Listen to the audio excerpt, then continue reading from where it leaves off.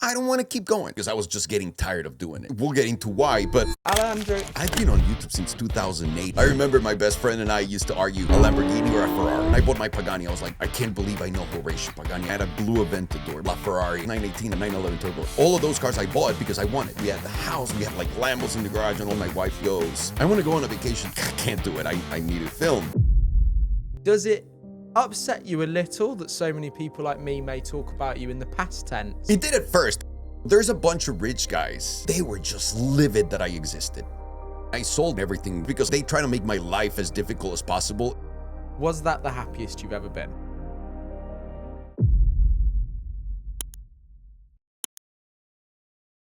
Well, planning today's episode was actually a bit of a challenge for me because it made me feel really nostalgic about my past. It's amazing how much time goes by since I used to think of things, and I was suddenly sat there watching videos from my youth where I'd hear the words swipe and I'd see banging gears, and then I'd see let's talk cars, yo, and those phrases, despite the fact that I may not have heard them for years, I was like, oh, I must have saved that somewhere in my head. But no doubt people that have clicked on this episode already know who you are or think they know who you are. But Alejandro, in your own words, who are you and what do you do? I like that question.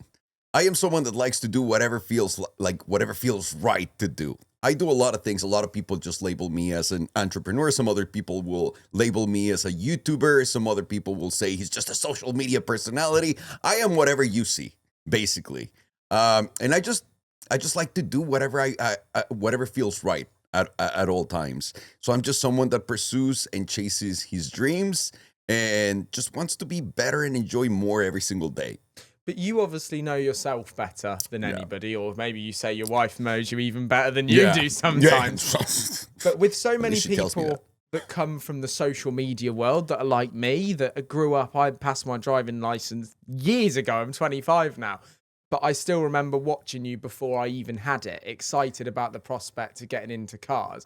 Does it upset you a little that so many people like me may talk about you in the past tense rather than the current? It did at first. And by the way, thank you for dating me and making me feel really old. Thank you. No, it did at first. Because at first, the first time you deal with, man, I used to love watching your videos. At first, you're like, oh, that sucks. But also, the people that know me for cars have always, or have seen me probably since 2014, 2015, I think, although my Instagram started before, which in that sense, the car people have followed before from there, right? But I've been on YouTube since 2008 making videos about phones, dude. Like, you know how many times I've gotten, I used to love your videos, so now I'm used to it. So it doesn't bother you at all? No. No. Imagine, everyone on the street tells me that. Like, it's not like, I know what you're doing secretly in your house now, you know? But was doing YouTube and becoming the personality that you are, because also I don't think what people realise is I obviously watched the UK version of YouTube. And as someone that did Spanish growing up at school, I got so far, but not far enough to watch the podcasts, if you know what I mean. But you did a lot of views on both channels in both different languages. Yeah. Where did YouTube start? Why did it come about? It started 2008. A friend of mine, I used to love phones, Blackberries. You're too young to even know what a Blackberry is. I know what a Blackberry is. It's about that big, and the buttons used to be so small that you'd hit 3 if you touched them. No, it was like the perfect keyboard. And that's what, like, that was their whole argument and why they basically went bankrupt, even though they're not bankrupt. But that's basically what made them, like, disappear. I used to love phones. I love phones. I love technology and all that stuff. I just don't spend as much time as I used to doing that, kind of like with the cars right now, right? And I was obsessed with having the latest and greatest in the phone world. Because back then, it was not like the iPhone was coming out every year and it was like a thing. It was like hard to find good phones and to get really excited about. So I started really diving into Blackberries because I watched a YouTube video of someone that was so boring, dude. So boring. The dude was like, and then this phone has 230 megabytes in RAM. So I showed my friend, that video had like 300,000 views. And I showed my friend at the time, and I go, my friend at the time, my business partner at the time, and I go, dude, I feel like if I make this video and just say a couple jokes, I'm going to do great. And I'm going to get a lot of views. I can get 1,000 views. And he goes, I bet you $5 you can get 1,000 views. And I did it. The first video got 37,000 views. My friend never paid me, by the way. He's a total dick.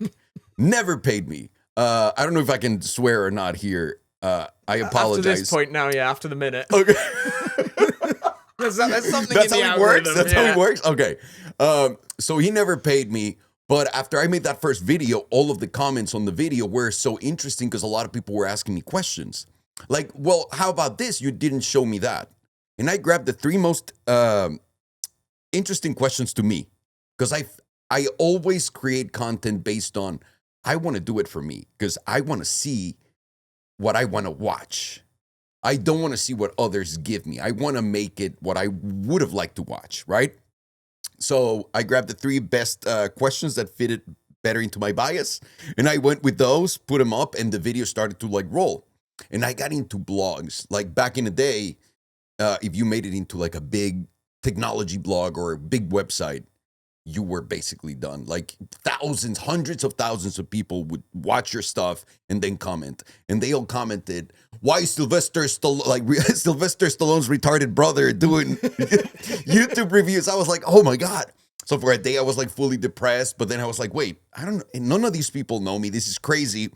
And I'm going to continue to do this. And I started to get people within the phone company to send me like leaks of software, new phones that weren't out, and it became a thing. That's how I started on YouTube, really. And was that with the name that you've currently still got? Salomondrin, yeah. Like some people look up Salomondrin. Like it's the weirdest thing in the world, and it depends on what part of the world I'm in, and also their age. There's a lot of people that will come up to me and say, dude, I used to watch your phone videos. That's awesome, right? Like, and that to me is crazy. And then there's the other people, like most of the people are the cars. And then now I talk about business, the economy and all that stuff. And now I have people that go, I didn't know you had a car channel.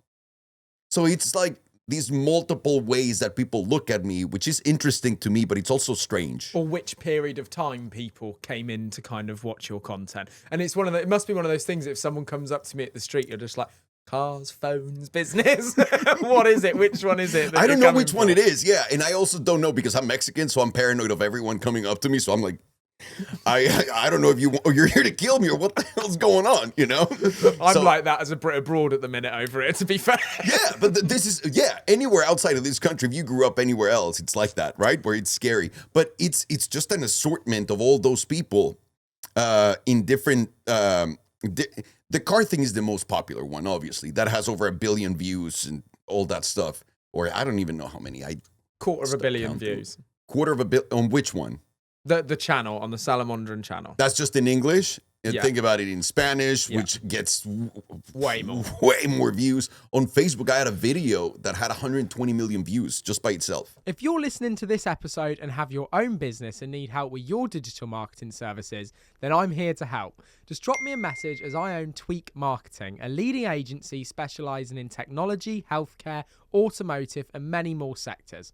We built websites from small individual one-man bands all the way up to huge global companies. We're here to help you take steps forward in your digital marketing. Get in touch with me via the link in the description and we'll hop on a call and see how we can help you. Do you know what? My Spanish teacher said I should have tried harder, and I think I can do Hola, me llamo Benedict. Sí, muy bien. That's really good. And that's about it. That's about where it stops. All right, well. If not, this podcast would have earned a lot more AdSense if I'd have just tried harder at school. Literally, that is completely true. So if you tell us about like those earlier years, even though you were obsessed with technology and phones, which I can see the link going into YouTube, were you also obsessed with cars? And was that a hobby away from a business? Well, I was. At the time, I was making movies and doing this. So I was, and I started to get into real estate right at the time when I started all of that stuff. So I started to do really well. And one of my last videos on phones, on my phone channel was I had an Aston Martin DBS right when they came out. Like I was one of the first idiots that got one. I could barely afford it, but I fucking went all for it. I was like, I don't care. And I made a video saying, these are the 5 things that you wouldn't believe you have to deal with when you have an Aston Martin. And I released that video. And I remember it got over 250,000 views right away. Something completely different from everything that I've done. And I was like, I like that. But I didn't think about it much. At that time, I was getting tired because the phones were changing. You had Android, you had the iPhone coming out, and Blackberries were kind of like getting left in the past. So I was like, I'm just going to leave this. my career in filmmaking is doing really well. I'm just going to focus on that. So I just left it alone. I didn't go into, even though I had that video, I didn't go into the cars right away. And it took me a while. What was that career in filmmaking? What was that career in filmmaking? I moved to the US without knowing what I wanted to do. So I moved to New York because my best friend told me that he was going to New York. I started working when I was really young. And at the time, I had all my money saved. I've always lived like a poor person. And I'm sorry, I don't mean that in a horrible way. I mean it in I don't know what's going to happen tomorrow. Like, I've never had a plan. I'm not one of those people that likes to do the same thing for many years or anything like that. So I never had a plan. And going into college, I already had money because I barely went to high school. Barely, because I was working. So when I was done, I could go somewhere on my own. And I didn't want to go to school. I hated school. I was so terrible at school. And my friend goes, I'm going to go to New York. You know, he invites me over to his house and he's like, let's have a conversation, whatever. It's like giving me this news that he's going to New York and I'm not going to see him. I was like, nah, dude, I'm going with you. He goes, what are you going to do? I was like, I don't know. I'll figure it out. So I went with him. I started working out like an animal and I said, this is what I can do. I can become a trainer and I can just train people. At that point, that's what I wanted to do. So I went to the gym and I said, I want to apply to be a trainer. And they were like, well, do you have papers? And I go, no. They're like, well, you can't work in here. I was like, what? I can't? You can't pay me just in cash? They were like, no. I was like, fuck. What am I going to do? And the cheapest way of staying was going to an acting course that took a year. And it was like $9,000. So I was like, I'm going to do that. That's going to get me a visa and I can stay here. And then afterwards, I'm going to be able to work. And acting, I've always liked the idea of acting because I like talking. I like telling stories. I like making fun of people and like making different voices. And was that you at school as well? Or was that you in your earliest years? Oh, that was me since I basically was a kid. I had a suspicion. Yes, it's been terrible the whole time. It's been this bad. And when I was like, all right, I can do that. I can at least pretend to be an actor, right? Like, come on, how hard could that be? So I went into that and I really liked it. Like, I liked it a lot more than I thought. And that taught me a lot of different things that made me really good in many different fields, which I appreciate. And after I did that and I started doing basically the acting thing, I was done and I said, I want to do this. So what can I do to stay? So I got another visa, applied the same acting program in LA so that I could move to LA by myself, no friends, nothing. And when I got to LA, they gave me an OP, whatever the hell that visa is. OP1, I think, where you can work. Yeah. So I started working. I started doing commercials. People hired me for commercials because I can do a lot of voices. So I got hired in a Honda commercial, in a Jack in the Box commercial, like a T-Mobile commercial, all these commercials, like fast. And then from there, I noticed in a parallel, right? Not at the same time. I noticed that the people that were successful at making movies were writing them because they were like ugly guys. And I was like, I fit with that, like Seth Rogen and those guys. I was like, all right, how are they killing it? They were writing, they were directing, they were doing everything. So I started doing that. It was their creativity with them on camera. Yes. And they were in control of the story because normally when you're an actor, you feel like you're floating around, dude. You got to go and beg for people. Please hire me. Please, I'm great. Hire me. And everyone's like, nah, dude, nah. So after a while of like, nah, dude, and just doing commercials, I was like, nah, I'm going to produce my own material and see if people like me. So I started doing that. I became really good at just producing. I'd never had anyone teach me anything. I literally grabbed my first, I'm going to write this short film and I'm going to make it. I went out there and I did it on my own. And I learned everything I needed to learn. I went to try to rent cameras and the guy goes, do you have insurance? I'm like, why do I need insurance? Here's my car insurance. He's like, no, buddy. Insurance for the cameras, for the production. I was like, what? So I learned everything just basically doing it. And after I did a few shorts and I got really good at it because my friends would call me and go like, can you help me make my short? Can you help me with this? I got an offer to work in a big movie and I started working in big movies, but where I started making bank was getting people that wanted to invest in big movies and people that were looking for money in big movies. Like my own stuff didn't take off right away. So I would get something with like, say, like a famous actor, I'm just naming, Natalie Portman. And then they would be like, oh, I'm looking for $8 million. And I've always been connected with people with money and all that stuff because I've worked for so long and I've been a grown-up for a long time. I feel like I was never a kid. I was always a grown-up, and I hate it, but it's also awesome at the same time. So I've always been connected in that sense. And I was like, you know what? I see a big disconnect in everyone that's looking for money right now because every idiot thinks their story is the best, their everything is the best, and they're not willing to do anything and be flexible with other people's needs. And I said, if I remove myself from the equation and I do exactly the opposite of what everyone is doing, which I want credits and I want a big commission and I want to tell you what to do, I was just like, pay me. And people love that. They were like, wait, I can put the money through you and just give you a commission and you're out of here? Yeah, I don't want anything in your movie. I want nothing to do with you. So I started stacking. And then eventually I got really good at, I started producing movies, independent movies, and then studio movies. They started hiring me to do like MTV, Paramount, Sony, Life, like all these different networks started hiring me to do that. So I was doing 3 to 4 movies a year. And I just had no life. My wife at some point was like, we had a building, like we had our building, we had the house, we have like Lambos in the garage and all that stuff. And she goes, I want to go on a vacation to I don't know where. And I'm like, I can't do it. I need to film. I need to film a movie. She's like, so when are we ever going to do anything? And I was like, fuck, she's right. I need to do something. And towards the end of making movies, I made 20-something movies. The last 3 movies I made was 2 phone calls. I was like, I don't like this. This is too easy now. And also, the space was drying out. And obviously, as Hollywood, what people are seeing now that Hollywood is going down, I saw it in the flesh, like live. Because you start seeing, instead of $10 million for an independent movie, now you get 5. Now you get 2. Now you get 1. Now you get $300,000. It's like, what? So you see it like collapse in front of yourself. And I've been saying this for years. But until now, people are like, oh, Hollywood's really being affected. Nah, it's been going on for a long time. That's how I started with the movies. And that career ended up with you putting a lot of the cash that you were making into fun toys on the drive as well. Oh, yeah, of course. Are you kidding me? I'm completely responsible, financially responsible. Financially irresponsible. Of course. Of course. This is what I'm saying. So I went, all of my, I bought properties and I didn't want to invest in the market. I had a really bad experience investing in the market, which now I love, by the way, which is completely the opposite way from that.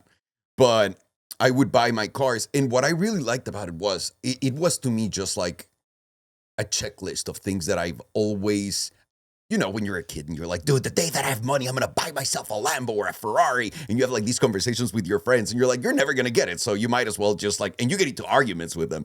I remember my best friend and I used to argue which one was better, a Lamborghini or a Ferrari, right? Back in the day. Remember, I'm 40 years old. So this is in black and white. This is before all the crazy cars came out like that you're seeing right now and have the access.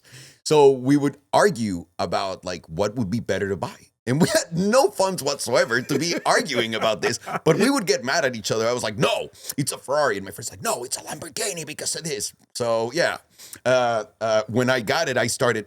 What was your answer? Me? Yeah, what did you? Lambo. So it's always been Lambo. Yeah. The reason why it's Lambo is because I am obsessed with Jim Carrey. I think he's one of the greatest comedians that's ever do it, if not the greatest, on a movie. And he made that movie Dumb and Dumber. Did you ever see it? Yeah. Where they like they're complete idiots and they buy these Lambo and they show up to the hotel, the doors go up and all the boxes go, like, I wanted that. So when I was able to, that was to me my moment of like, did it. And what did that feel like? Incredible. But incredible. But I gotta say, it was more because I did something that thought it was impossible than actually getting the car. A lot of people make it out or think that if you buy a Lambo, it feels way better than buying a Jetta, for example. And whenever you buy a car, it's kind of like the same feeling, no matter what it is. Like that ecstasy of like, fuck, I got a new toy. It's the same one. It doesn't go higher based on the price. What to me for a long time went above that was the achievement. Like, I can't believe I'm doing this. Instead of like the actual, does that make sense? Like when I bought my Pagani, I was like, I can't believe I know Horacio Pagani. I can't believe I'm getting like a car that I never thought I'd It was a be Huayra, able wasn't to it? sit. Yeah.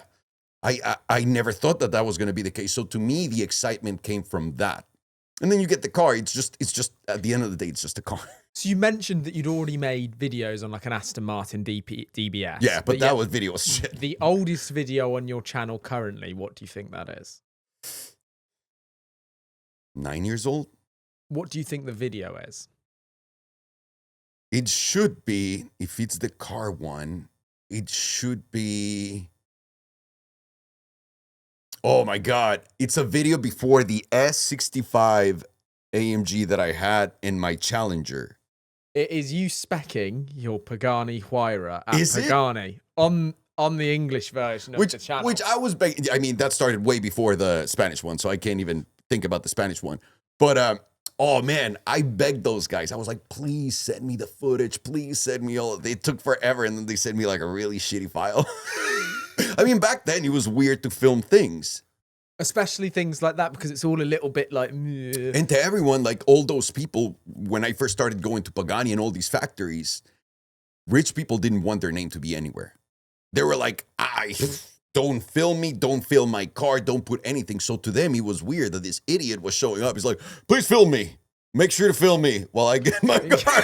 They were like, what's wrong with this guy? So that's amazing that it's the first one. What was that like meeting Horacio Pagani with them when you're like that? You must have been unique compared to the other people that shot Pagani, right? It was incredible. The first time I met Horacio, I was doing a drive from Monterey, Car Week. From LA to Monterey. So we were going there.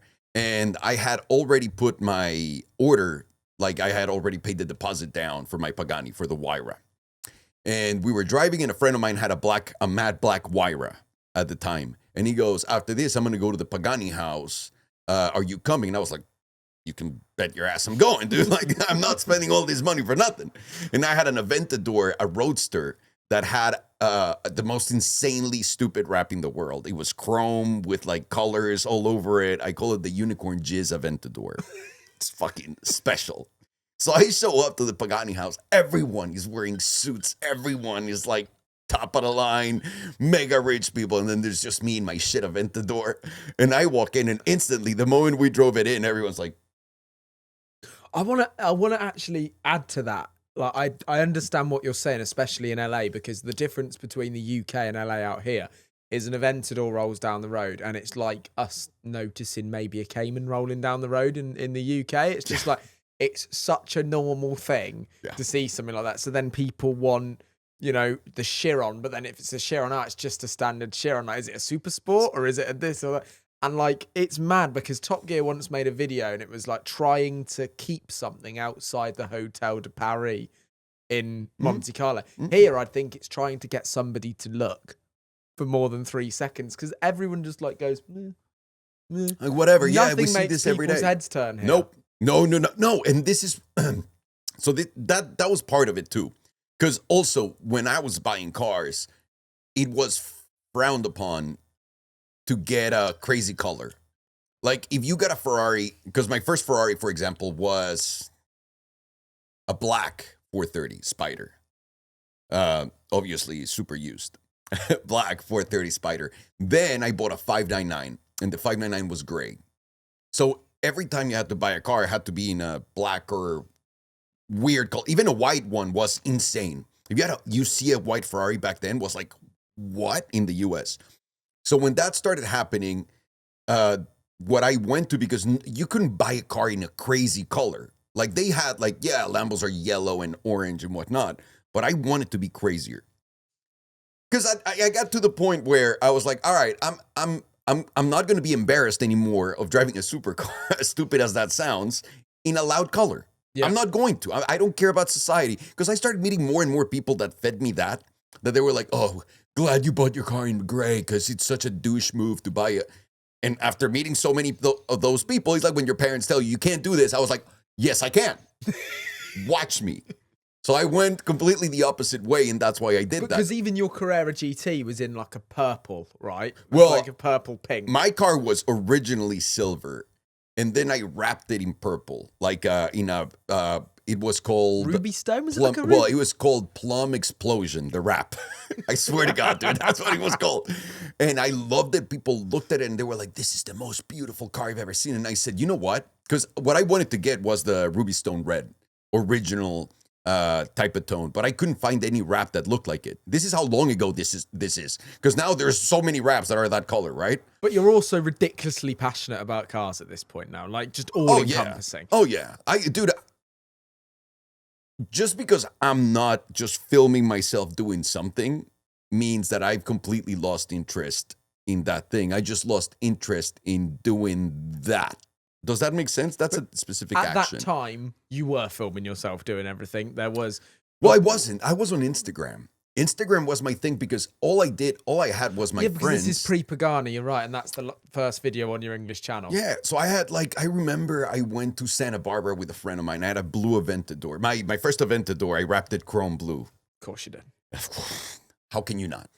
So I was in Santa Barbara and a friend of mine was like mega impressed that I have 5,000 followers on Instagram. Like it was insane to him that people that I didn't know were commenting on my Instagram and whatnot. That's how crazy long ago that was. I remember when my Instagram had 40,000 followers and I owned a building with a bar and I was sitting at the bar and I was friends with all the waiters because I was there every Sunday watching football. And one of the guy comes, dude, are you also the guy on Instagram? And I'm like, what? I'm pretty sure everyone's on Instagram. He goes, with the cars, dude, because it's your cars. And he showed me my profile. I was like, yeah, that's me. The whole staff, like waiting staff, was like, wow, that guy has 40,000 followers on Instagram. It was crazy times. So I started on Instagram, and then the YouTube thing was after the Pagani. And I'll tell you why I wanted to get into the YouTube thing and why I did it the way I did it and whatnot. But just to get back to the Horacio point, I got to the Horacio party, the Pagani party with my friend. Everyone looks at my Lambo and they're like, what is this guy doing here? This is disgusting. Someone should call the cops and do something because I don't know what's going on. So I walked in and I was just talking to a friend of mine. And by the way, I wasn't ready. I wasn't really going to go to the Pagani event because I was like, I don't have a Pagani and they're going to look at me. I've always had this problem that I feel like people are not going to accept me because I just don't give a fuck. And also, I don't want to put it in, I don't want to make it a thing for them. Like, I understand. You all like to do your little club thing with your little ties and all that stuff. That's awesome that you guys dress up and that you guys want to impress each other. I don't care. So I showed up and I was in my sweatpants wearing a t-shirt. Did you ever see the movie Old School? No. So there's a scene where Will Ferrell has a blow-up doll that's dressed up like a nerd, like a nurse, and he's like picking an outfit. Yeah, and he's picking an outfit for the blow-up doll. So I had a shirt that had that scene on it that day. Oh, unreal. And when I showed up and Horacio's there and everything, I had a zip up. So Horacio comes over and he calls him from the back. He goes, hey, I heard that you put a deposit, all that stuff. He was so nice because I speak Spanish and Horacio speaks Spanish. He loves when he has clients that speak Spanish. So I started shooting the shit with him. Well, first of all, he turned around and I can't remember how or why, but he was joking around and he hit me in the chest. That was his thing. I was like, what? Horacio just punched me. So at some point, I'm talking to a friend of mine, and I take my hoodie off. And Horacio comes over and he goes, what is your shirt? So I had to explain to him what it was, which was really weird. And then I was like, man, Horacio's not going to like me. And then afterwards, he came over and he's like, hey, let's spec your car. Look at all these cars. When everyone was inside doing I was like, this is awesome. I was sitting in Horacio's white Zonda, the one with the blue interior. So I was sitting in that car while we were looking at other cars and looking at a catalog. And he was like, I like this. I like that. That was an awesome experience. Awesome, awesome, awesome. All whilst wearing that t-shirt. Yes, of course.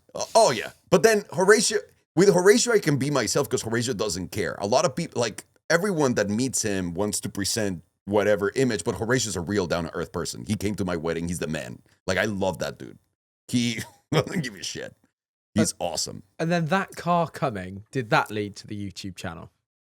So the car coming didn't lead to the YouTube channel. What led to the YouTube channel was I want to make a video like what I did with Hyper 5. I want to make a video that I wanted to watch when I was a kid. Because the reason why I got into cars was rich people were dicks and they wouldn't show their cars and they wouldn't let us see how amazing their life was. And I was like, if one day I make it, I'm going to do that. I'm going to put it in front for everyone to see. And that's why I did it. And what was so cool is that was the golden era of so much stuff: cars, YouTube, manufacturer races. Because not only was there this, and this was as someone absorbing all that content, the race between Porsche and Ferrari and McLaren to get because McLaren was getting just in to get to the point where they released this mad special hybrid hypercar, and everyone was like, which one's going to be the one that's going to be the coolest? What are they going to look like? There was also the YouTuber race of who could get the content out the fastest of a LaFerrari versus a Porsche 918 versus a McLaren P1. Which you did, but you didn't just do that. You added another 2 cars to it as well, didn't you? Do you want to tell us about that? Did you feel that race as well? A Bugatti Super Sport and also my Pagani Huayra. Because also, by the way, one of the reasons why I also wanted to get into YouTube was I would buy a car and it was nothing like what they said. Like on the reviews and on the magazines and all that. Because back then that was more important. And I was like, what's going on? When I was going to Geneva for the first time, I was flying, and the guy next to me worked at a big blog for cars. And he had already written a review of a car that he was going to see for the first time ever. And I go, this is why nothing is real. Because these guys already have it pre-done for whatever reason. Then I got to investigate a little bit to it. Obviously, it's just advertisers' money. Like, if I'm a brand, I want to have, like, the best word by everyone, and there was only like 7 magazines, so I can control all 7 magazines, giving them some money, and then you car of the year, engine of the year, guy of the year, you know what I mean? Like every single time. Yeah. So that kind of made me want to do this. But the reason why I wanted to do that was it wasn't a YouTuber thing.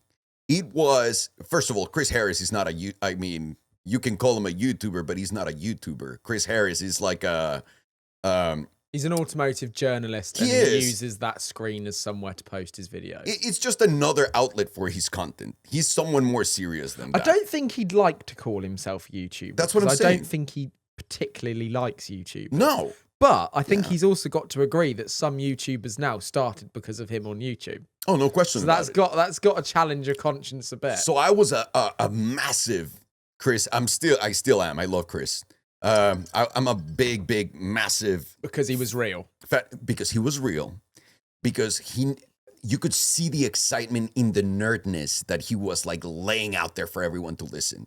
And I was like, that's it. That's my guy. Like, it doesn't matter how dumb it might look to some people, because he's talking about a suspension on like the new suspension from the McLaren, and he's just like nerding out. Like, you see the jizz coming out of his eyes and everywhere, right? Like, and it's a good thing. And I was like, I love that dude, because he can get excited about something for real. Whereas everyone else is just like so focused on the words, and it's not there in the moment really enjoying it. So that was my thing. Chris was like the GOAT, and still to me is the GOAT. Obviously love Clarkson and those guys, but I think they're more brilliant writers than they are like Chris at the moment, if you will. Like being in the moment of like showing me something.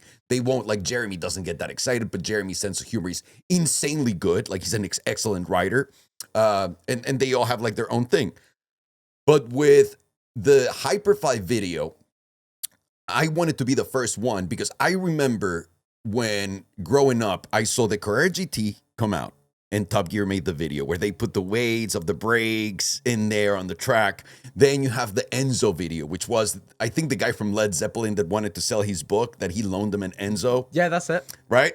And then they had the SLR. And the SLR was just insane on a straight line, and he just kept pushing, and the acceleration wouldn't stop. And that's what I took out of those. And I was like, how come no one's ever made a video where you grab the best cars that ever came out and put them together? And at the time when those cars came out, I had never seen an SLR or anything. I moved to New York, and the guy who turned out to be my best friend, who is the one who bet me $5 that I couldn't get 1,000 views, showed up to his house, and his dad had an SLR, the first Enzo, and the first Carrera GT with a letter from Jerry Seinfeld telling him to go fuck himself because he got it and not him. So that was like the first time I saw that. And I remember like the impact of seeing that. I was like, this is insane. I can't believe there's people that can have these 3 cars. And I can't believe no one's ever filmed it. Didn't think much of it. And when it was my chance and I started seeing like the P1, the LaFerrari, I think that was like the peak of cars. Yeah, no, I agree. all the way up to that 458 Speciale, 430 Scuderia. Yeah. The late Gallardos, like the Performante Roadster, Yeah. the Technica, like on Gallardos, Yeah. like they were just Murcielago SV, like they're just so good. They're like what makes you get excitable about all of it. I just struggle with anything really these days Now, to get as excitable. And I we'll get into why, but also those were so fast. For the first time ever, we really had like some numbers and the cars were insane. And what sold me, for example, the 918, I remember the first 918 I had, I'm driving around and anyone who would dare to be next to me and go like, let's go, I would destroy them. They were mind-bending speed. The 918, the LAF, and the P1 were 9.8. It was unbelievable. And there were so many videos that went viral of me just destroying other people. Did you get your 918 allocation from New? No. No, so you had to buy that car sticker. I didn't have time. Above sticker as well. No. So also as someone that enjoys the business and like, buying, selling, all that stuff. No, I stole it. I stole it. No, when the 918 was coming out, it took so long for it to come out. Remember that even Chris made the video where he was like, the 918 is going to suck because he got a preview of the car. Do you remember that era or not really? I remember the era. I don't remember that comment. Okay. So at first, Chris didn't like it. And then he bought a shirt that was like, the Porsche guy was right because the 918 turned out to be really good. But they just let journalists drive the car for the first time when he was prototype, and that was a big mistake in my view. So it took them like 3 or 4 years for the car to come out after people put a $300,000 deposit. So people were tired. They were very tired. At that time, I already had money, and I was like, I'm gonna buy a LaFerrari. I'm gonna buy a LaFerrari, and I'm gonna flip it eventually. All right, like because I saw what happened with the Enzo. That's what I'm gonna do. So LaFerrari comes out. There's always someone that calls you and says, "Hey, do you want to buy this for double what I paid?" Right? So I was like, yes, I'll buy it. Someone bid higher than me and I ended up not getting the car. But I remember thinking, this is crazy. I never thought that the car would go so high so fast. So I turned around and the Porsches hadn't landed in the US. So I went to the dealership and I go, I knew from a couple of friends of mine that had ordered the car that they didn't want it anymore. And I was like, everyone's sleeping on this. They're such idiots. Like, there's a big opportunity here. So I went and bought two to the dealer because they had two cars that no one wanted. All dealers had to buy these cars because they bought them so they can get into the 918 special program where they would get all of the special edition cars back then. That was the thing. So if you were an owner, you had to buy one or two so you can get all these cars as many times as you wanted. And all these dealers had those cars just parked there. They didn't want, like, no one wanted them. What, pre-spec'd? Like, everything was already spec'd. The cars were coming. They were, like, being shipped. And no one cared. And I said, I want these two cars. It was my black on black one, the first one I got. And I also bought a silver one with a red interior carbon fiber. Like, why is that, Pat? The second one wasn't a Y-Sack, but it had, like, almost everything, like, all the options. My first one was just a bare car with a lift, which is what I wanted. So I get the both cars, and when the cars land, I call a friend of mine that sells cars, and he had a 918, and I go, how much are you going to be selling your 918s for? And he goes, I just can't believe this, but I think 200,000 over already. And I go, it's going to go higher. And he goes, can I buy yours? I'll give you 200. I was like, nope, it's going to go higher. And he goes, you're crazy, whatever. When the car started landing, they went way higher. The dealership took my second allocation of my silver one, because they were going up like crazy. And I ended up liking the car so much that I bought a second one. But yeah, either way, that was a very special time because the cars were so good, so fast, and there was nothing like that. It was really the Holy Trinity and like the biggest competition ever. Was it your favorite one from the Holy Trinity? The 918? It was back then, the LaFerrari after time. Because also that's my favorite car of the, all time. the P1 also, like, for a long time was like right above that. But man, the LaFerrari through time is so beautiful. It's so, like, I love There's a white one in the window of a dealership in West Hollywood, and it's just got its wheel angled just like the Cybertruck there, and it's just got yellow calipers and a black roof, and it just looks so good. It's the perfect car. Like and it's so simple to drive too, and your V12 finally have a V12 that instantly pushes. Were you making those videos then? Did you choose to make Hyper 5 because you were A, that excitable about the cars, and B, it gave you an avenue to live the Chris Harris life? No, I didn't want to be the Chris Harris life. I actually hired Chris to do the video on Hyper 5. I wanted him to present because I'm a producer. Like, I don't care about the credit. I don't care. Like most people, take all the credit you want. I'll take the money, dude. I don't give a shit about that. And when I was able to do that, I said, I'm going to put this together. I'm going to get Chris. So I hit up Chris and I told him, dude, I got the 3 cars. Do you want to make the video? And he goes, yes, but I also want to film it for myself and release it. And I go, well, no, I can't do that. So I said, you do your thing. I'll do my thing. Great. And I originally started my YouTube channel to see if people would like me so that I could present that video. Like, I didn't do it for anything else. I just wanted to be able to present that video, period. Nothing else. I wasn't thinking, oh, this is going to be the YouTube life of Alejandro. Like, nah. I just wanted to be able to do that video and for people to watch that video through the years and go like, well, that guy isn't terrible. So that's why I did it. But did going into YouTube, which is a world with a comment section and a likes button and a dislikes button, and you meet lots of people and everybody has an opinion, did that also bring like extra stress in your life and difficulties like from actually doing that and becoming a YouTuber? Because what happened? I remember your first camera guy. Was it give me the P? Who was Pedro. Pedro. Buddy. Yeah. That was it. Do you still know Pedro now? Yeah, of course. Yeah. So what happened? Because Pedro stopped. So at that time, when we stopped working together was because I was just getting tired of doing it. So, and they were, not they, but everyone's like, we got to make more content. We got to make more content. Reliant on the I was like, dude, I don't want to keep going.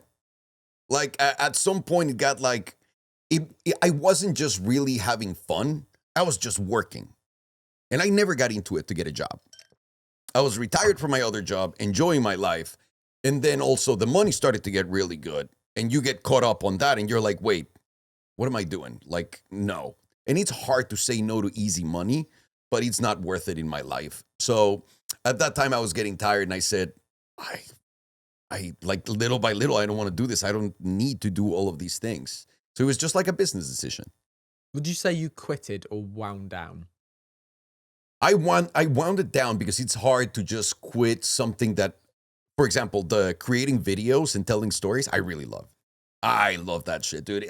Put me in front of a camera and let me just talk for hours. That's anything. At your peak, with like visually, when I'm saying at your peaks, it might not be at your peak happiness-wise, where you want to be, but at your peak visually from viewers of the channel, you had like 17 supercars on the drive. Yeah. Oh, yeah.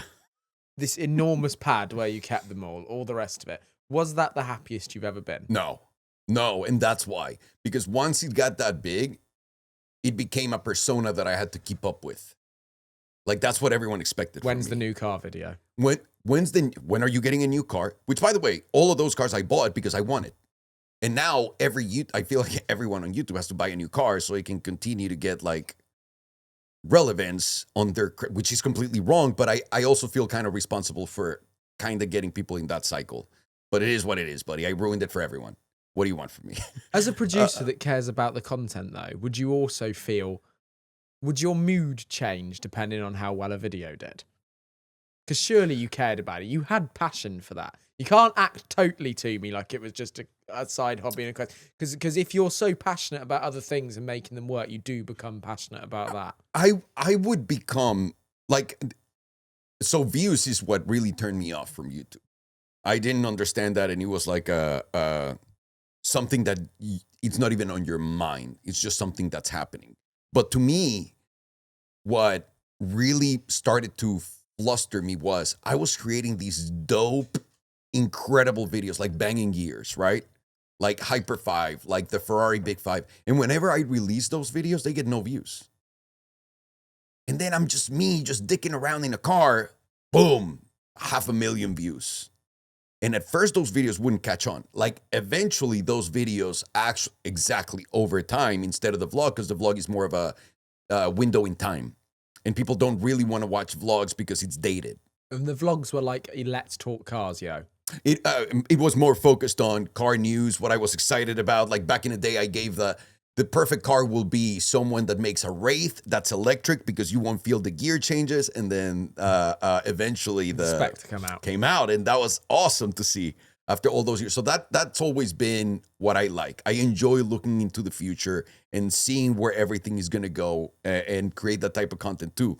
So I like to storytell in that sense. I like to put together some business along with cars and other stuff, like make it a little bit more complex than just like, oh, I love the car. It's got a V12 and it's got like, I want to add more to the layers that I've learned through life, that I've gone through life, that I've understood through life. And I just want to put that in front of people. Sometimes it works, sometimes it doesn't. What would really frustrate me back then with the videos was those really high productions not performing, but specifically when I started doing like, all right, I can do this as a show and this can be legit. I try to charge people $2.69 to watch Banging Gears when we had Matt Rimac on it. And he was beating the 918 and all that stuff. Dude, people fucking lit me on fire for charging. I'm like, I'm spending $100,000 on each one of these videos. And y'all like, don't even let me put ads because I'm rich. At least that's what people like look at me, right? Like, how dare you put ads, dude? Like, you have so much money. And then how dare you charge after like, dude, Brad Pitt, you go to the movies, you pay $20 to watch the fucking movie with Brad Pitt that has $800 million in the bank and he's more famous than God and probably has a bigger dick than Jesus. So give me a fucking break. That was really frustrating. And I was like, maybe I don't want to do this. And at the same time, a lot of the guys that were involved in the making of those videos, that the Banging Gear ones, those guys were my boys and I wanted them to do great and I wanted to include them in everything, but they were not necessary. And that's something after time you learn. And unnecessary people always create all the unnecessary troubles. So all these people were like, why are you telling me what to do? Why are you doing this? Why you're not my boss? You're not like... And after the first episode of Banging Gears, I actually quit. I was like, you guys are impossible to deal with. You guys are a pain in the ass. No one needs you. You don't need to be here. I'm done. They were like, no, I promise everything's going to be fine. After the third, fourth one, I was like, these guys are unbearable in this sense. And again, great people and whatnot. But when you have unnecessary people, you have unnecessary problems. With such an explosive personality, would you ever get into feuds in the comment section? Oh, yeah. Oh, get out of here, of course. By the way, Salomondrin, my actual persona, was born as an online troll. I would literally, there's a lot of car vloggers and tech vloggers. I actually didn't know. I was telling my wife, there's a guy, his name is John Derringer, whatever he is, in YouTube.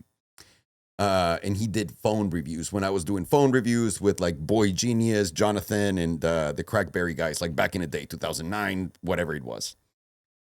And before I became Salomondrin, I'd go on John Dillinger's videos and be like, why is this fag getting, I would just getting to these mega insult, like trolling. And it's not just about insulting. Like I'm very good at like on people.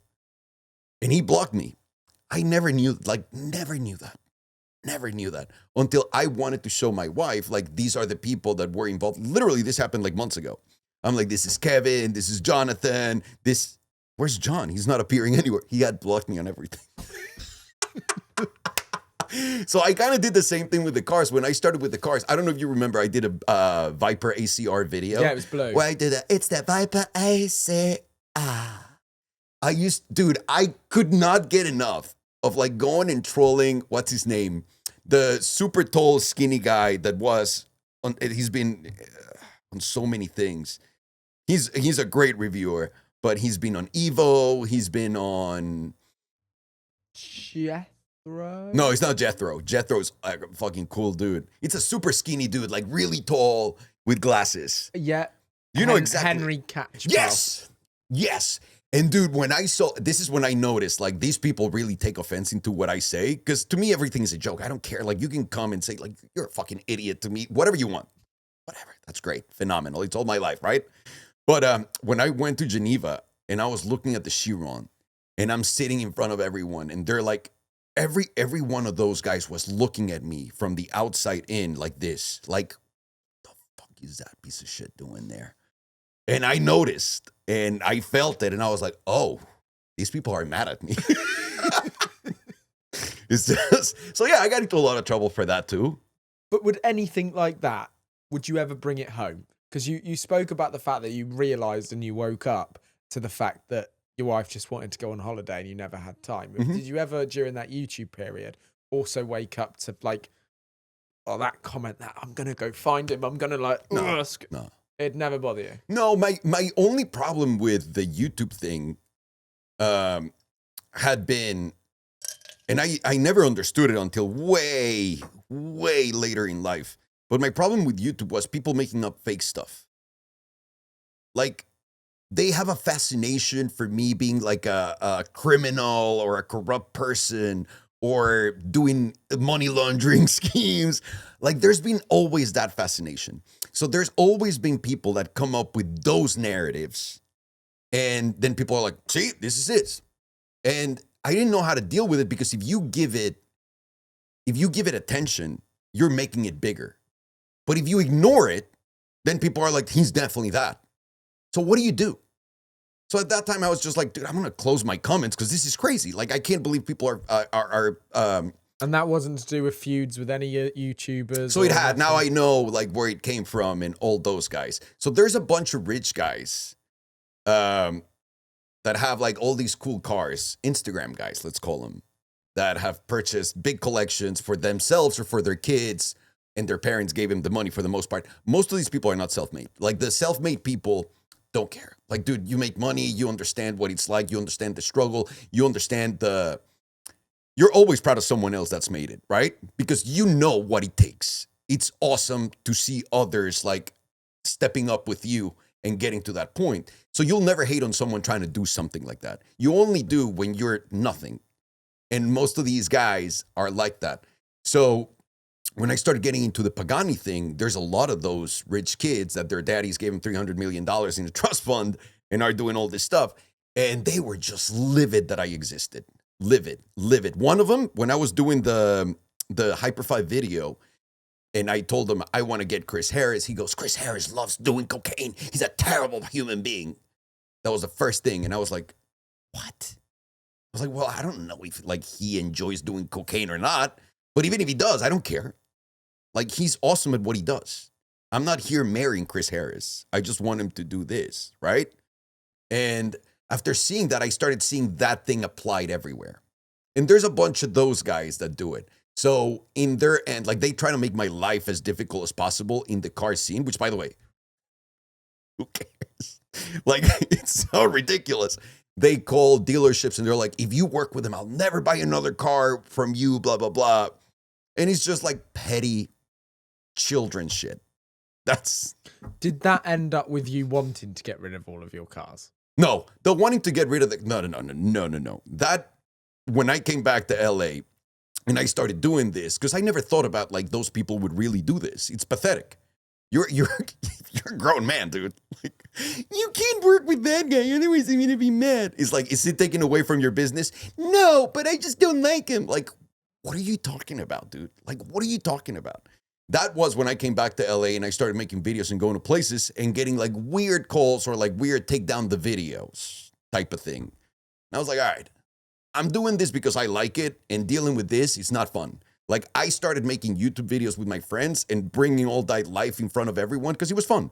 That's what I was doing. I had nothing else to do, and that was my life.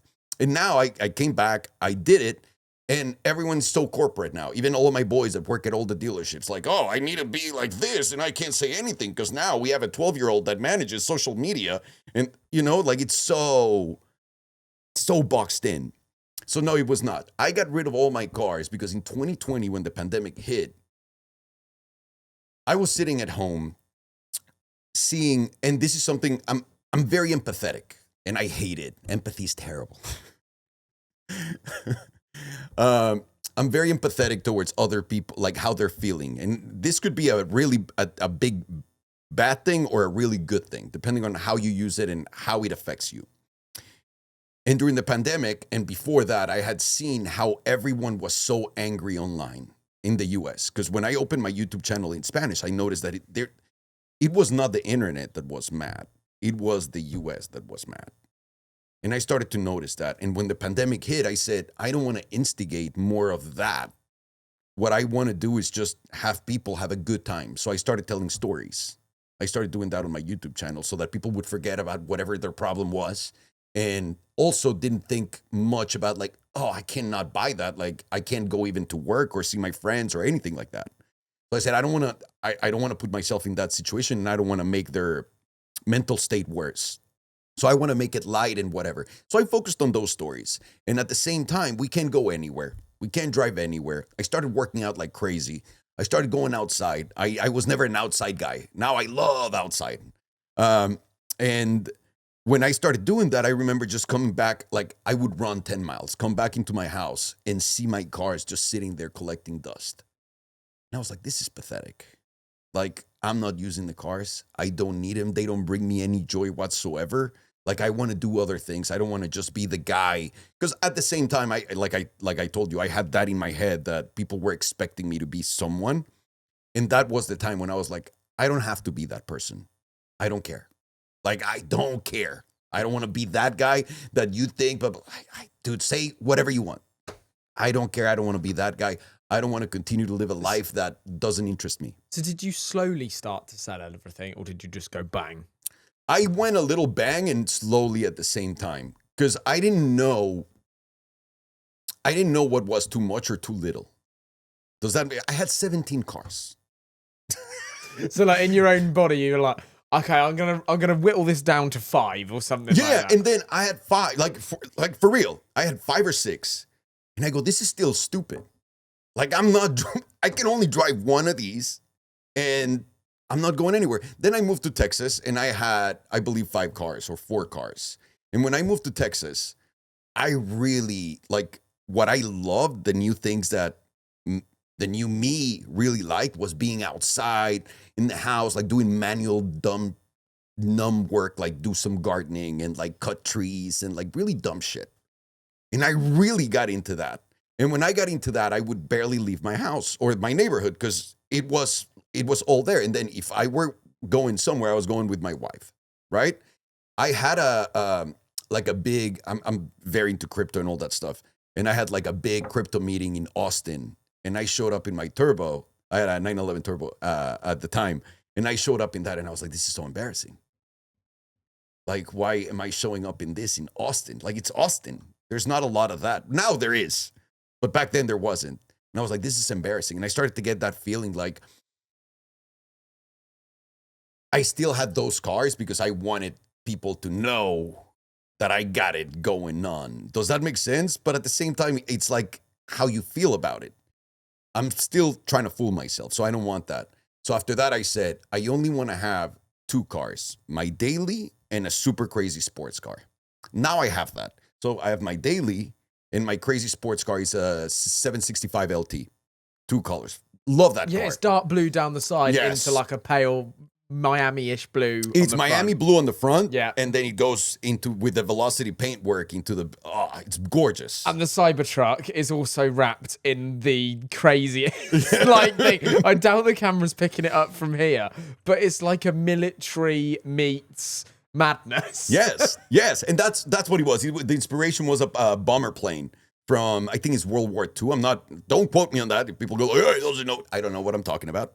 But it's something like that, the inspiration. And I wanted something I really like, and we can get into this now. I really like electric cars, right? So I got my Cybertruck and I got my McLaren. And I'm like super happy at first.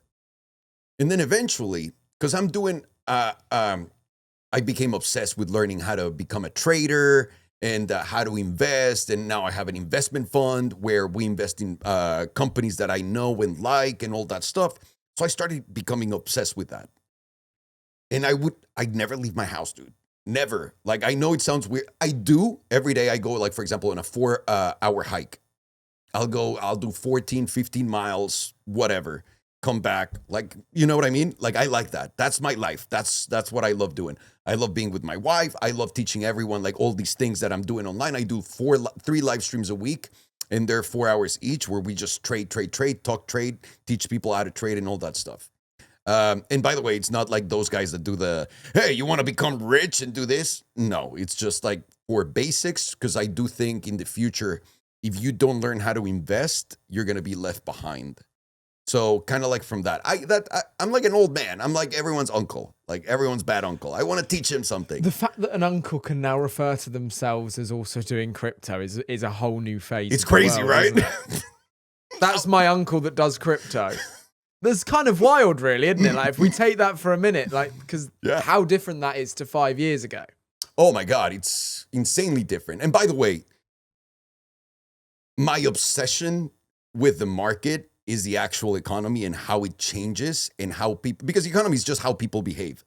It's not really the money. It's like how they spend their money. Like you post and pre-COVID. Exactly. No, there was a lot of change. So I'm seeing a lot of these changes and all of the things that go with it and all of the opportunities that go with it. I'm obsessed with that. I'm in love with that area. I'm looking at it every single day. Every time I learn and find out something new, I'm like, fuck yeah. Like it feels like a big thing that I did. And also the ability to invest in these companies, because now I got really good at investing in winners. Back then, I used to have like whenever you made a movie, 1 out of 12 movies would be a hit. 1 out of 12. Whenever I was doing businesses, it was like 1 out of 9. And now I can do like 3 out of 4. Because you get older, you start realizing what are the patterns to success and how can I replicate them and how can I mitigate my risk to the maximum. So it's just like playing those little strategies. And that's what I've learned. But when I stopped doing all of this stuff and I had my Cybertruck and my LT, just getting back to how many cars I have, I never go anywhere. And whenever I go somewhere and I had the LT just sitting in the garage, I just take the Cybertruck because I am obsessed with electric cars. Dude. Has it gone wrong? No, not one problem. I've taken it for recalls because, I got one of the first beasts. So I needed the pedal, something that they put in the pedal and something that they change in here. But you love it and it's wicked. Dude, it is that to me is the greatest car ever. And I think I think that's starting, like that happened to me where we need to reevaluate what we appreciate in cars. It's kind of like when the iPhone came out and people were like, no one's going to like that because it doesn't have a keyboard. We're kind of there with electric cars. And I don't think you can look at the car industry in the same way that we did back then. I think there's a lot of great things and a lot of flashy stuff. Like they're doing more $4 million cars than ever. That's awesome, right? Great. But what's the point? Like I said, I got into the cars because my 918, like I got into super expensive cars because my 918 could destroy everything. And now I buy a Tesla. I had a Plaid, right? My Plaid would destroy anything on the freeway. And this thing destroys anything on the freeway. Put a Koenigsegg next to it. Oh, look at my Jessica. I spent $4 million in it. That's awesome. Poof. You're done. Like, unless we go to a runway with a prep track and Christian von Koenigsegg is there throwing dark matter at you, dark matter, or something like that, that shit doesn't have a chance. It doesn't have a chance. You know what I mean? And now, not only you have a super fast car, you have a quiet car. Like, by the way, a lot of people are like, oh, well, the noise and this. How fast these cars are is insane. Have you ever driven a Cybertruck? Yes. The steering by wire is awesome. Every car needs that. Once you get out of that and go into a regular car. The one that we drove shit itself. Really? But I don't know if it was a rental. Yeah. Oh. And it was satin blue. And my Auto Alex friends from the UK were making a video on it. And we drove from SEMA to the Grand Canyon. And I think what happened is he like shut the door wrong. And it tried to suck itself in as he was pulling it back out. And something happened with the computer and it just went boom, boom, boom, boom, boom, boom, like that beeping, super loud. And nobody could switch it off. You could shut the doors, you could lock it, and it just kept going and going beeping? And going. But so loud, like boom, boom, boom, boom, boom, boom, like so loud. No. And they tried calling Tesla and they tried doing everything. Now at this point, we're 4 hours away from Vegas. And we're going back from the Grand Canyon. Dude. And I remember driving past, because we also had a Corvette, which I'd hired alongside it. And we drove past two of the lads in the Cybertruck on the freeway. And one of them had wrapped a towel around his head. He looked like an Egyptian. Because You didn't want to hear the ding, ding, and we ding, could still hear it driving past No. it 2 cars Are you ahead. serious? And it was one of the worst journeys home I've ever had. But because we all swapped so that we could have the house. And I actually put on some like rave music. It was like light drum and bass, but a bit different. Yeah, and I got the bonging to like go with the music. Okay, good, good. So That's the only trying way. anything to get out of it. But that was our Cybertruck experience. So I've heard multiple things. No, I've had this one for over a year. Because like I said, I got one of the first beasts. I even got the light bar now installed from them. And before that, I had my Model S, my Model 3. Never once, not once, I've had a problem where they drop me, that they sound like that. Nothing. What about your McLaren? You got an LT still right now? I still have it. I'm selling it right now. I've been offered a few different, like, I thought I wanted a new Ghost. I love the new Ghost, for example. But then when the moment came and someone goes like, dude, I'll give you my Ghost for your car and give you some money. I went and looked at it and I was like, well, if I'm going to do that, in my thinking now is I don't need 2 cars. I need 1 car. Like a cool car, a daily, like for example, a Targa. Like that, it's classy, blah, blah, blah. But I would have to get rid of this because if I have this, I'm not going to drive anything else, right? So I looked at the Ghost, the new Ghost, and I'm like, shit doesn't even drive itself. I have to go to a gas station and then I have to deal with people telling me what I do for a living. Like I don't want to do that. So instead I have this. And I told my wife, I want to get something new. I don't know what it's going to be, but it's something that I will get rid of my Cybertruck so that I can just drive that. And it can be anything. I don't have any, aside from the Targa that I have in my mind, but I don't think I can just drop that for a Targa. Like, I'm sorry. I love that thing, dude. Love that. It's insane how well it drives itself. So are you ever satisfied with anything? Yeah, I'm very satisfied right now. Because it doesn't sound like you're satisfied with the cars, because it's like always like you've got something that you love and you really want, and So you've why? got it. So I'm not satisfied, and I wasn't satisfied with the McLaren. Like, it's awesome, but it doesn't do anything for me anymore. Like, I don't care to go, like, everyone goes to their cars and coffee and all that shit and, like, talk to, there's nothing I love more. Aside from going on my hikes, I go to a hookah bar, I sit down, no one talks to me, and I'm just all alone for an hour, 2 hours, doing all the stuff that I need to do. I like that. And whenever I show up in that car, people want to talk to me. Just because of the car, not because I'm anything, but they're like, oh, what's going on with this? And even with this, people at first would not stop, but now no one cares. Because they're everywhere. It's everywhere. So now no one cares. And I like that. I really, really, really do. So I'm really I'm satisfied as fuck with this. The problem is that I'd say this is the greatest car I've ever had, I think. Obviously, not maybe in the luxury department and not this, but this is where we need to recalibrate what is valuable in a car. Because now what's the point of buying, like, and I get it, like Koenigseggs are awesome. They're beautiful and they have carbon fiber and Christian von Koenigsegg and it's a small car, like all that stuff. But what's the point? There's a saying, the American dream.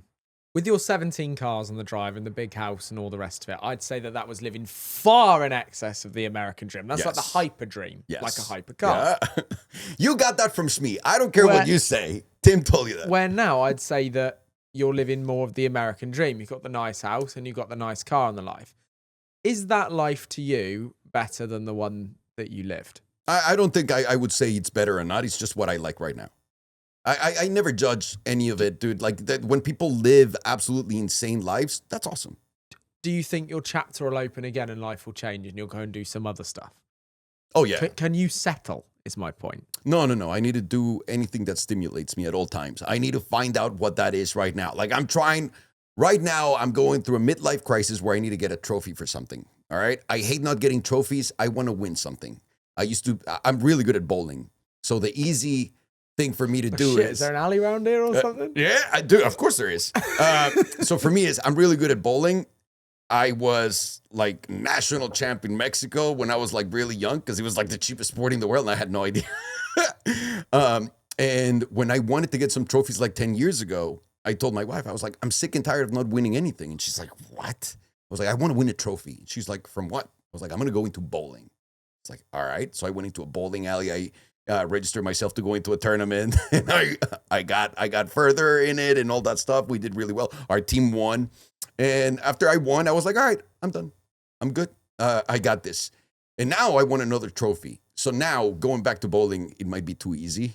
And everyone is telling me, go golfing, go golfing, go golfing. So I have my finger now completely fucked because I went yesterday trying. And now I'm very good. Like, I'm not very good, but I can hit that ball and I can hit it straight and without any, like, I've gone golfing, like hitting a ball, like less than 5 times in my life. Career? Are you at a point that you wouldn't have to do anything more for the rest of time? Yes. Thank God. But you don't think you won't? No, because it's different. Money's one thing. I think a lot of people put money into, unless you have excess, that's only when you have a lot of money and that's when you're really successful. But dude, there's nothing more successful than not having to do anything, living at your own pace and finding out exactly what will excite you to do next.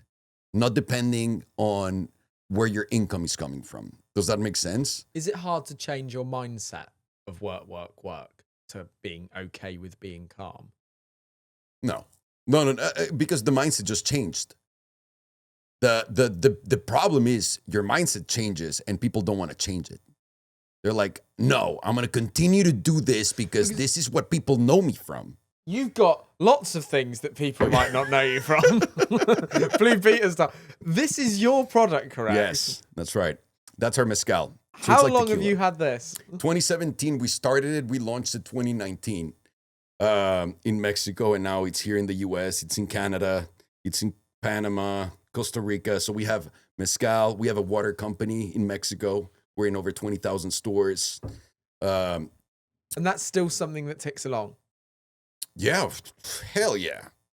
Hell yeah. But you sound so relaxed about life that it's almost hard to see that you'd have that going on, is my point. Well, that's not what you see in a lot of entrepreneurs. no, and the thing is, because I've been the guy that runs all of my businesses to be able to be successful, at some point I learned if I partner up with experts in their own industry, and I just bring a piece of that instead of putting the whole thing together. Because at the end, when you make, let me give you this example. You make a movie the first time. Everyone, like you're the producer, you own 100% of the property, the movie, right? The moment you bring investors, you bring actors, you bring directors, because you're the first one that was there. You're the one that's going to have the least amount of ownership at the end because everyone will come in and take a piece, right? So you put all of that insane amount of work into getting this much. So then you say, all right, as my profile grows and I make more of these, I have the leverage of saying, well, because I'm here, my percentage should be larger, but they still take away from it. So what I figured is I'm just going to work backwards.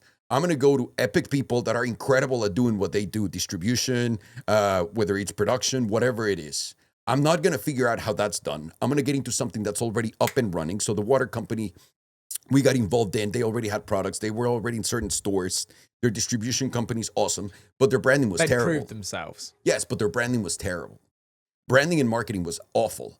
So it came in and said, this can't look like a bottle of medicine. It needs to look like a good... So you create a story, just like do good marketing job. And aside from that, put a good marketing plan all around to it, together, activate that, get everywhere. If you want to let that expand, that's awesome. So put these people in control. They run it. You do your job for it's intense for a year or two. And then afterwards, everything is in autopilot. And it doesn't depend on you. So that's what I've learned through the years. I don't have to stress about all of my own stuff anymore because now I know I can just put it in the pros and everything, as long as you're not an idiot, you know how to check that you're not getting taken advantage of. Have you completely written off the possibility of that spark for cars again reigniting and you starting your channel again? No, absolutely not. And it depends. I think, like I said, I love cars. I really do think people have to recalibrate on what's valuable in a car now, because it's kind of, for me, it's really hard to think, why do I want to get something that's an inferior product altogether than this? Sound system is incredible. It drives itself. The steering by wire is life-changing. Every time I get in a regular car now and I have to do this with the steering wheel. It feels so stupid. It's just weird. Like, imagine having a driver. This is something that not a lot of people understand. Imagine being able to pay a driver that you will have for the rest of your life, 24/7. He doesn't have to eat. He doesn't have to take vacations. It only works for you, $8,000. And to be fair, I will back that up by saying that I went in a Waymo for the first time this week. How was that? It made me feel, and this is someone that traditionally has really been against the electric car wave, but it made me feel like I would have that as my daily, because I'd just be driven around in it and I could work and chill and all the rest of it. And it did recalibrate me a little bit. It was honestly fantastic. And even when it got into a spot where it thought it could go one way and someone was literally blocking the road and left a car there, I just made like one phone call and 30 seconds later, someone had hopped in and like reversed it out of the spot and it was gone. And I was like, this is unreal. Like, this is amazing. Yeah. And that to me is, so I know that this got really good because my wife hated the autopilot thing. She's like, this is so stupid. I'm never going to put it in autopilot. And now the new versions are so good. Whenever we go to dinner and we're leaving dinner, because I get drunk and she doesn't, she drives. Now she wants to take the Cybertruck and she wants to put it in autopilot to drive us home because she doesn't want to deal with it. That's how good that is. And she hated it. Hated it for like the biggest Tesla hater in the world was my wife for the longest time ever until the past 3 months or 4 months where this has gotten really good. Wild. Well, your journey with cars has ended currently at a Cybertruck. So this is what I'll say. Which is insane that we're at that point, because I remembered you as the Miami blue, the yellow, the pink, the purple, the fire. Yeah. Everything that happened. But I think that something really interesting to take from this is just a sense of actual contentment and happiness and not being afraid to change for the better for you. Yeah, I think letting others' way of looking at you, because that's a hard thing to change. I've changed it so many times when I was doing movies, when I was doing, that's another one. I got into commercial real estate at the bottom of like when everything got destroyed in 2008, 2009, 2010, and I sold it. I sold my last property in 2020. And before selling my last property, I was like having a struggle thinking about like, how are my friends that I do business with are going to look at me when I'm not in real estate anymore? Because it's like a big badge, like this guy's in real estate. It's like, oh, open the doors to him, anything he wants. And at that point, I was like, I know I'm taking a chance and I'm doing something that no one thinks is right, but I'm looking at how malls are doing it's commercial real estate. It's going down. So I said, I need to get out. And I got out at the perfect spot. And now I look back at it and I was like, that was the right decision. Like, and no one ever came back and said, oh, what a disappointment. You're not in real estate anymore. So that also allowed me, because it was before in movies. Like when people were like, why are you not making any more movies? And all of my friends that I know from the movie industry, they're like, are you not never getting back into this? People will send me scripts every now and then, some producers from other countries and shit. I'm like, no, I don't want to do it. And I'm not embarrassed about it. At first I was about like how they would perceive it and why I was doing it. Maybe they thought I couldn't, because in that sense was like, maybe they think I can't do it anymore. But I know I can. I made 3 movies with 2 phone calls last time. You know what I mean? So as I go through life and I get older, it's easier for me to just go, oh, this is just another one of those moments. Let's go do something else that's interesting, something fun, something crazy. Well, I hope that you will sit in the back of the van in another few years' time when there's been a lot more fun, a lot more crazy, and you're on the pro golf tour competing at who's going to get their golf ball over the house with Bryson. Yes. So thank you for sitting in the back of the van. Thank you for talking to me. Thank you for allowing us to open the doors and see your wonderful Cybertruck. Get out of here. Thank you.